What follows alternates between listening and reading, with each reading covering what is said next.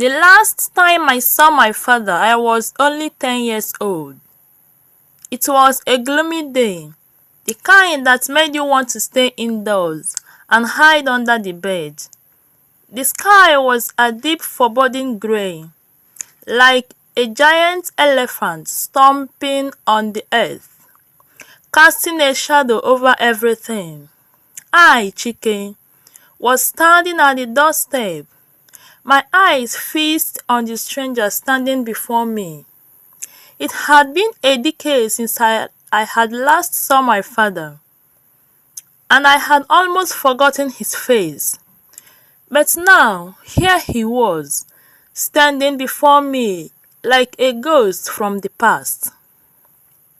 Hi friends, have you subscribed to my channel? Please click on the subscribe button, like, share and comment.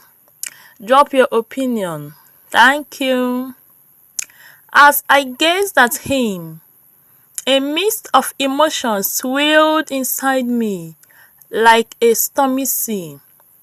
Anger, sadness and confusion battled for dominance, making my heart feel like a drum being beaten by multiple hands. My mind flashed back to the last time I saw him, when I was only 10 years old. He had abandoned my mother and I without a word, leaving us to face the world alone. My mother, Nneoma, was a strong woman, like a palm tree that had withered many storms.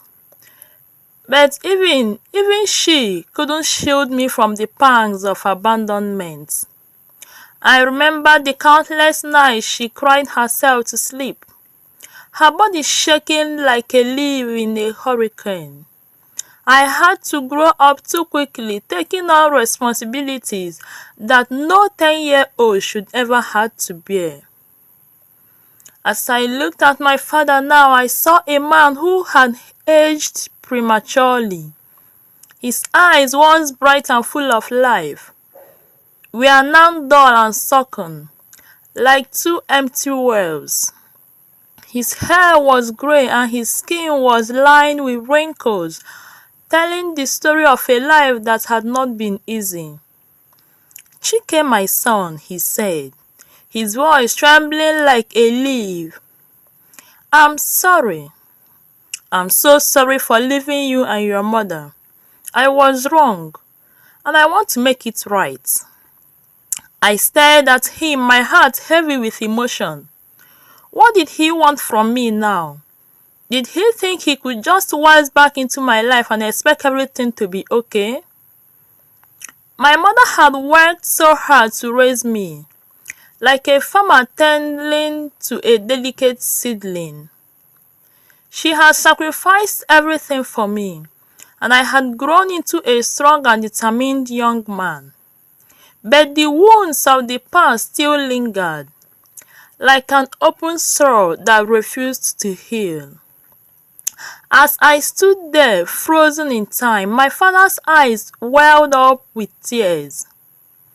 He told me that his wife had given birth to 8 girls and no boy. He wanted a son, and he thought of me, his only child, his flesh and blood. Ha ha ha. "Oh, you came back here looking for me because your wife couldn't give you a male child?" "It's too late," Chike cried. The damage had been done, and I had grown up without a father. And the pain of that abandonment still lingered. I thought of all the times my mother had struggled to make ends meet, working multiple jobs to put food on my table. I thought of all the times I have felt alone like a tree standing in a desert. "Why now?" I asked him, my voice faint but shaking with emotion. "Why after 10 whole years?" He looked at me, his eyes filled with regret. "I was blind, Chike. I didn't realize what I had until it was too late. I want to make it up to you, to be a father to you now." But I was not a child anymore. I was a grown man with my own life, my own struggles. I have survived without you, and I could continue to do so.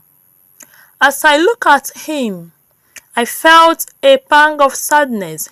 He was a stranger to me, a man who had abandoned me and my mother without a care. I didn't know if I could ever forgive him, if I could ever trust him again. The sun began to set, casting a golden glow over the landscape. It was a beautiful sight, but it did not ease the pain in my heart. I knew that I had to make a decision to choose between forgiveness and anger. As I stood there, weighing my options, my father's eyes locked onto mine. I saw the desperation there, the longing for forgiveness, for redemption. And in that moment, I knew that I had to let him go. "I'm sorry, father," I said, my voice faint. "But it's too late. I've moved on. I've survived without you, and I can continue to do so. I've forgiven you, but I can't go with you, father." He looked at me, his eyes filled with tears. He knew that I was right. He had missed his chance, and now it was too late. He turned and walked away, leaving me to ponder the what-ifs of life. As I watched him go, I felt a sense of closure, like a chapter had been closed in my life. I knew that I would always carry the scars of abandonment with me, but I also knew that I was strong enough to overcome them. My mother was waiting for me inside, her eyes filled with concern. "Chike, what happened?" she asked, her voice soft. I took a deep breath, trying to process everything that had just happened. "He's sorry, Mama," I said, my voice barely above a whisper. "But it's too late." She nodded, her eyes filled with tears. "I knew it would be hard, Chicken, but we made it through, didn't we?" I nodded, feeling a sense of pride and love for my mother. We had survived against all odds, like two trees that had grown together in the desert. As I hugged her tightly, I knew that I would always be grateful for her, for the sacrifices she had made for me, and I knew that I would always carry the lessons of my past with me, like a guiding light in the darkness. Besties, what are the moral lessons you learned from this interesting story? Please drop your comments, drop all those things you learned from the stories in the comment section. Like, comment, and subscribe to my channel. I love you guys. Thank you.